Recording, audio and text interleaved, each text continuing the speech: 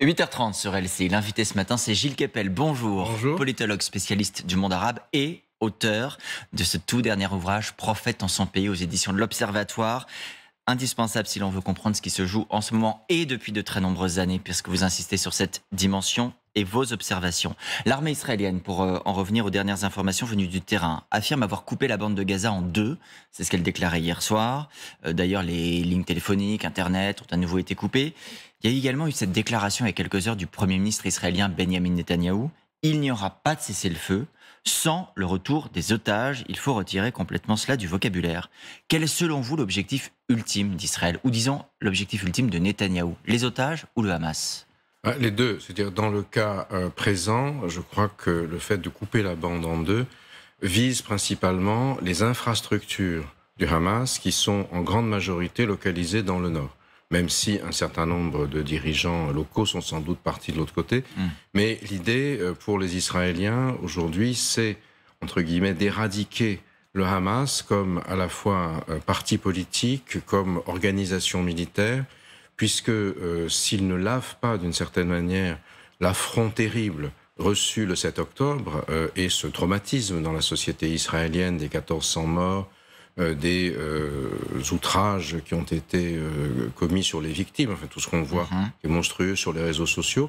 Dans ce cas-là, il s'agit de la crédibilité même d'Israël dans la région et à la limite de sa survie comme État, quoi qu'on pense des stratégies. Mais vous pensez que c'est faisable? Éradiquer le Hamas, c'est un objectif atteignable? C'est bien toute la difficulté, puisque c'est leur objectif politique. Maintenant, ce qui se passe aujourd'hui, c'est que plus il y a de bombardements dans la bande de Gaza, plus il y a de victimes civiles et de nombreux enfants qui sont tués. On était à 9 000 ou 10 000 morts ce week-end, ça dépend. D'après le ministère de la Santé du Hamas. Sont contestés par les uns et par les autres, mais en tout cas, il y a beaucoup de morts et de blessés, notamment des enfants et des civils.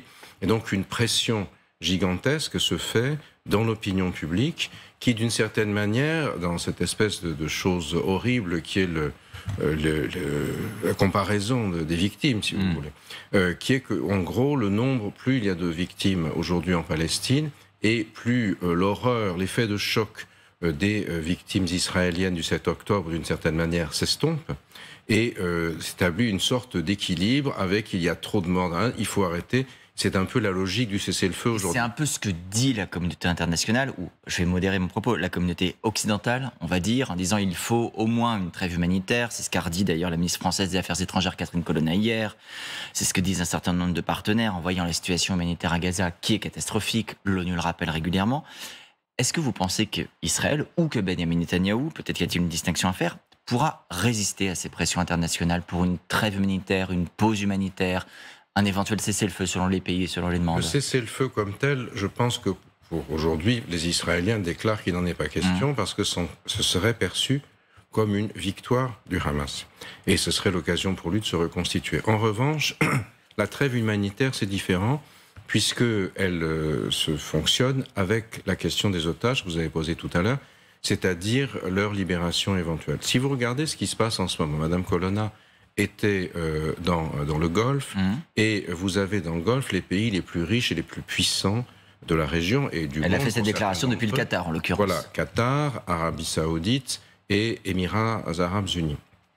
Et ce sont les pays qui peuvent faire ce qu'on appellerait une diplomatie du chéquier, c'est-à-dire apporter une aide humanitaire considérable aux victimes, notamment palestiniennes. Ça veut dire que ce sont eux, pardon Gilles Kepel, ce sont les pays que vous venez de citer, qui aujourd'hui ont entre leurs mains les clés pour apaiser la situation dans la région, davantage que les États-Unis, davantage que la France, par exemple? Ils ont des moyens ils n'ont pas de moyens militaires aux États-Unis, mais ils ont des moyens financiers que n'a aucun pays européen, et que les États-Unis ont de l'argent aussi, mais il est déjà attribué. Eux, ils ont une liberté de choix particulière.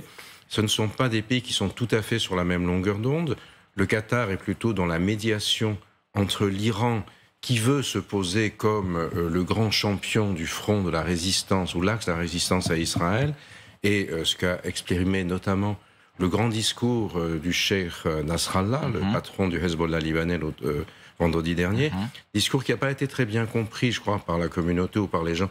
Moi, j'ai écouté longuement en arabe au moment où il a été fait, et il ne disait pas simplement on va pas faire la guerre tout de suite, ce que tout le monde a dit, bon ça va, on l'oublie.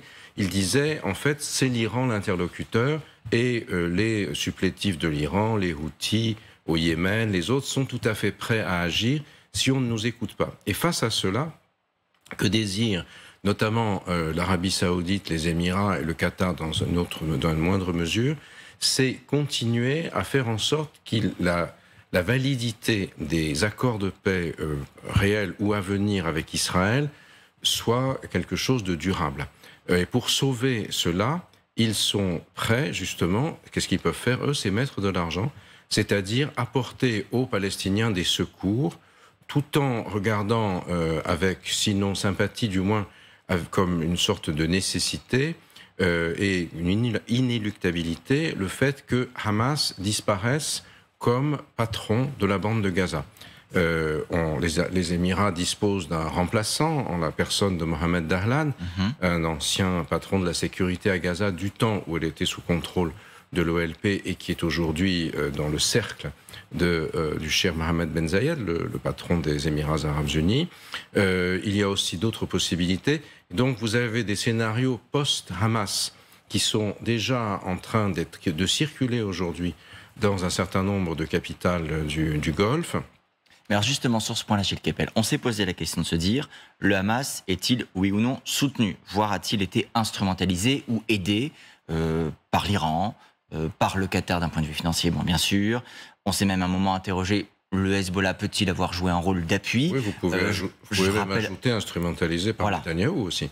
Et peut-être aussi. C'est bien toute la question, si vous voulez. Quand vous parlez du Qatar, par exemple, il faut se rappeler que pendant la plupart des gouvernements Netanyahou, avant qu'ils ne reviennent au pouvoir, il y avait chaque mois ce fameux avion qui venait, plein de dollars, qui venait de Doha, au Qatar, qui allait à l'aéroport Ben Gurion. Le Mossad escortait les jeeps pleines de billets jusqu'à la frontière d'Erez, celle qui a été désactivée par le Hamas. Et ensuite, les services égyptiens l'accompagnaient jusqu'au QG du Hamas à Gaza, où l'argent était distribué pour les hôpitaux, pour les salaires. En espérant que ça permet de garder une forme de contrôle sur la bande de Gaza. Voilà, c'était la manière de ne pas faire exploser la cocotte minute. Et donc, Netanyahou a joué avec le feu dans cette affaire. Enfin, ça fait partie des choses nombreuses qui seront à son bilan, je suppose, quand les Israéliens le feront. Le Qatar, lui, joue un rôle d'intermédiation très important. Et en particulier, son rôle est crucial aujourd'hui parce qu'il parle à tout le monde et donc c'est par lui que peuvent passer en grande partie les libérations des otages. C'est la meilleure chance, de votre point de vue, le Qatar est la meilleure chance de voir les otages sortir vivants? La chance, je ne sais pas, mais en tout cas, c'est lui qui est dans la position la plus médiatrice, voyez, parce que on a vu tout à l'heure des images de Blinken arrivant en Turquie, qui se voulait médiateur, au moment où la grande base militaire turque d'Incirlik a été entourée par des manifestants. Bon, vu l'état de la situation policière en Turquie, on ne peut pas aller se promener tranquillement à côté de la base. Ça fait écho au fait qu'Erdogan dit ne pas vouloir de rencontre avec l'Américain. Oui, alors, ce qui est une rebuffade, puisque bien sûr, le ministre rencontre son homologue, mais c'est le ministre des États-Unis qui est quand même le plus puissant pays du monde. Et Erdogan, c'est pas tout à fait le même. Mais qu'est-ce que ça dit? Est-ce que ça dit davantage de la puissance turque aujourd'hui ou de la faiblesse américaine? Les États-Unis ont-ils encore une voix dans la région qui puisse être entendue? Peuvent-ils, d'une certaine manière, encore faire leur loi? Ouais, ils sont quand même présents. Vous avez le groupe aéronaval autour du porte-avions Gerald Ford. L'annonce d'ailleurs même d'un sous-marin nucléaire sur zone. Voilà, qui est le sous-marin qui est en train de traverser le canal de Suez à grand renfort de publicité. Le groupe du porte-avions Eisenhower en mer Rouge. Donc, les États-Unis ont tout de suite mis en place des instruments militaires pour empêcher l'embrasement. Et en particulier, quand le Hezbollah dit on verra plus tard, on ne va pas attaquer tout de suite, ils savent très bien que s'il y avait un déclenchement de la foudre par le Hezbollah, qui a beaucoup plus de capacités militaires que Hamas, puisque tout l'approvisionnement est arrivé par la terre depuis la Syrie de Bachar el-Assad, ça veut dire une réplique immédiate des porte-avions. Donc les États-Unis ont encore cette capacité-là. Oui, si vous voulez, ils ont eu la capacité de circonscrire pour l'instant le conflit. Ce pourquoi l'Iran, qui est derrière Hamas, qui organise, qui instruit, qui finance Hamas. Il faut bien voir que Hamas est un parti sunnite, hein, c'est la branche palestinienne de l'Organisation internationale des frères musulmans, mais qui est instrumentalisée par l'Iran. Mais ça veut dire que la différence entre sunnite et chiite, dans ce cas précis, ne vaut plus, n'a plus d'importance. Si, quand même, puisque l'Iran, en instrumentalisant ce parti sunnite-là, dit aux autres sunnites, c'est-à-dire à l'Arabie saoudite en particulier, qui est le grand rival, pays sunnite, voilà, vous êtes à côté de la plaque, c'est nous qui incarnons la résistance. Vous parliez d'Erdogan. Erdogan, qui jouait une politique d'équilibre, qui avait chassé les frères musulmans exilés chez lui, les Égyptiens, à la demande des Saoudiens et des Émiratis, parce qu'il a besoin qu'ils mettent leurs pétrodollars dans son économie, tout d'un coup a saisi une opportunité politique, a reçu le ministre iranien des Affaires étrangères, a commencé à vitupérer les Israéliens qui ont retiré leurs diplomates, inflige une rebuffade à Blinken qui vient en visite chez lui, laisse des gens attaquer la base américaine d'Injirlik, si vous voulez. On voit bien qu'Erdogan est en train aujourd'hui de se ranger plutôt dans le camp de l'Iran, de se rapprocher du camp de l'Iran, mais encore des obstacles supplémentaires à l'accession de la Suède à l'OTAN, parce qu'il pense que le moment est mûr pour être le challenger, si je puis dire, des Saoudiens à la tête du monde sunnite. Réaffirmer une puissance turque, en réalité, dans la région.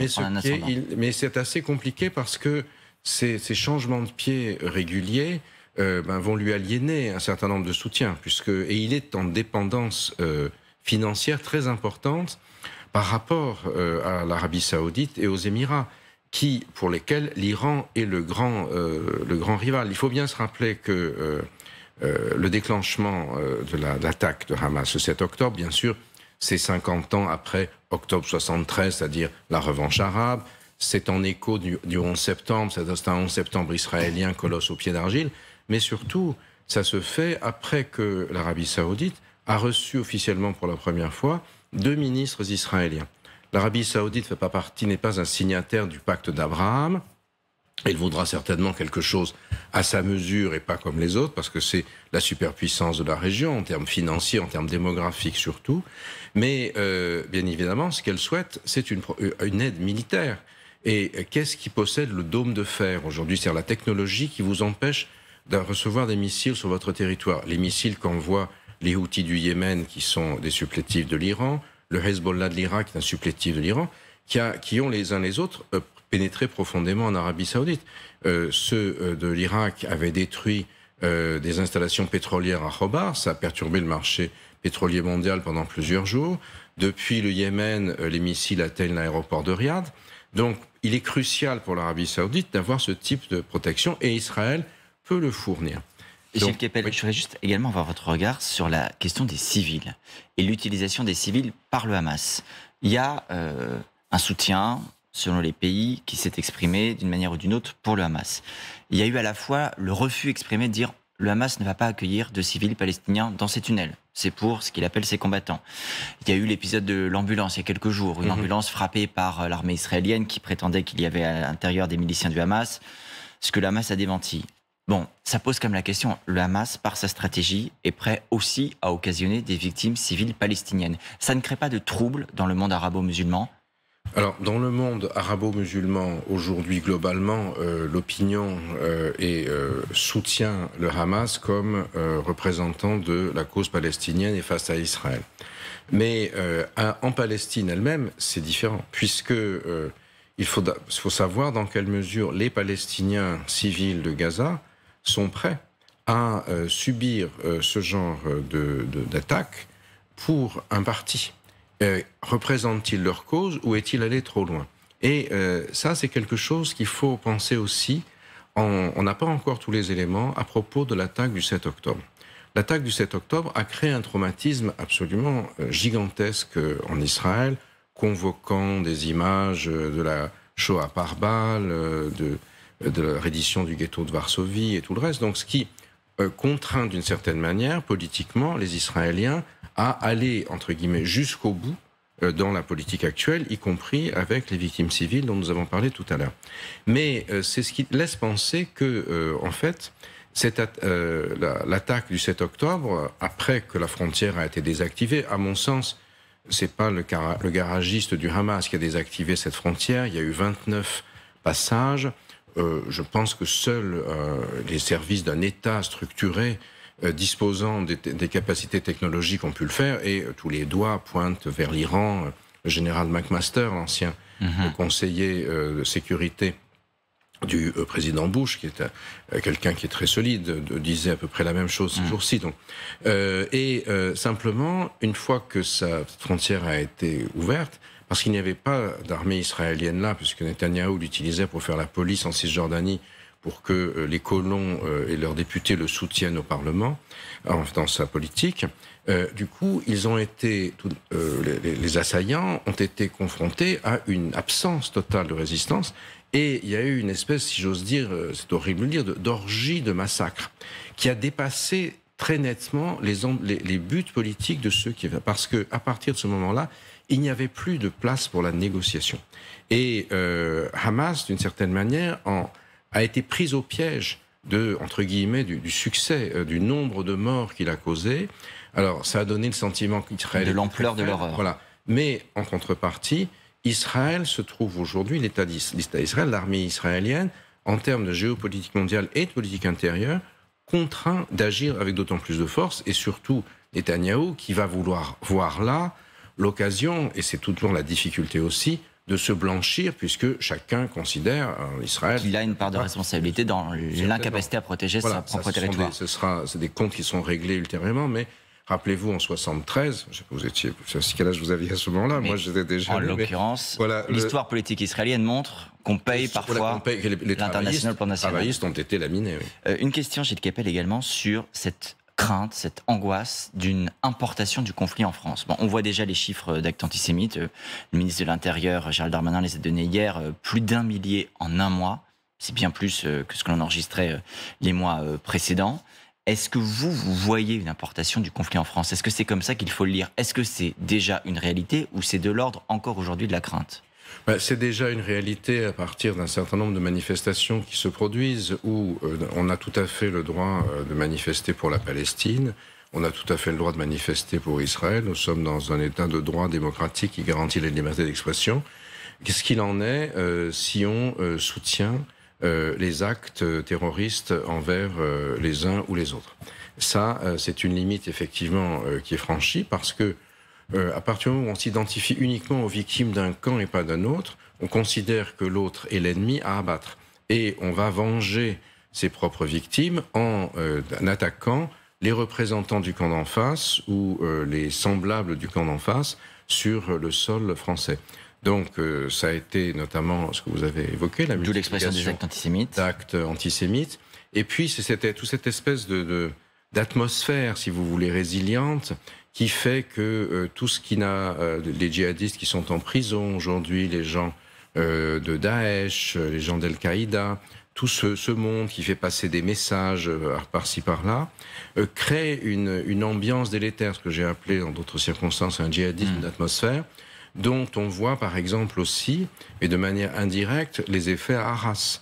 Bien sûr, Arras est aussi, voilà, contre le professeur Dominique Bernard, poignardé à mort dans son lycée par ce jeune Ingouch, 3 ans après, quasiment jour pour jour, que Samuel Paty avait été décapité par un Tchétchène, c'est à côté de l'Ingouchi, dans une région qui est très, très volatile. Hein. Vous avez vu que quand cet avion russe s'est posé au Daghestan, qui est la république voisine, il y a eu une tentative pogromiste pour chercher des civils, enfin des passagers israéliens ou juifs.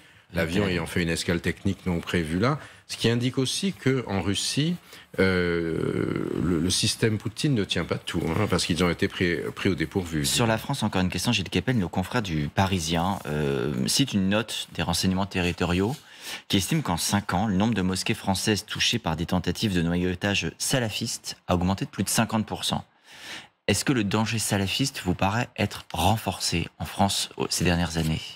Ça dépend de ce qu'on appelle le salafisme, parce que en fait, le salafisme, c'est une vision, une version de l'islam extrêmement rigoriste, qui n'est pas nécessairement celle du passage à l'acte violent, mais qui, d'une certaine manière, le prépare Parce que le salafisme est basé sur ce qu'on appelle en arabe la notion d'al-wala ou al-bara'a, c'est-à-dire l'allégeance et la rupture ou le désaveu. L'allégeance exclusive à la loi divine, à la charia, dans son aspect le plus strict et le plus rigoriste, et la rupture ou le désaveu par rapport aux lois de la République, aux lois des mécréants qui n'auraient aucune valeur. À partir du moment où vous commencez à vous imprégner de cette idéologie, ça veut dire que, au fond, les lois françaises ne sont plus les lois de n'importe quel pays, les lois de la mécréance n'ont plus de valeur. Ne comptent plus. Et ça veut dire, si vous appliquez de manière stricte, dans une logique salafiste, la charia, que le sang des mécréants ou des apostats, c'est-à-dire des mauvais musulmans, de ceux qui ne sont pas salafistes, est licite. C'est-à-dire qu'on peut les tuer. Que leurs biens sont licites. On peut piller leurs biens, faire du butin. Et donc, si vous voulez, ça crée une inversion des valeurs qui est extrêmement préoccupante. Mais dans le droit français, vous ne pouvez pas critiquer des gens pour leurs valeurs. Vous devez les incriminer pour leurs actes et le passage à l'acte. Ce qui pose tout le problème du renseignement, de l'anticipation. Vous avez cité le renseignement territorial, qui est malheureusement, depuis la réforme malencontreuse de Nicolas Sarkozy, qui a complètement décapité les renseignements généraux, qui est aujourd'hui le parent pauvre de notre renseignement, alors que justement la connaissance des signaux faibles est, dans la situation où le djihadisme d'atmosphère est selon moi dominant, l'enjeu principal. Merci beaucoup Gilles Kepel d'avoir été sur ce plateau ce matin. Je rappelle votre ouvrage « Prophète en son pays », c'est aux éditions de l'Observatoire.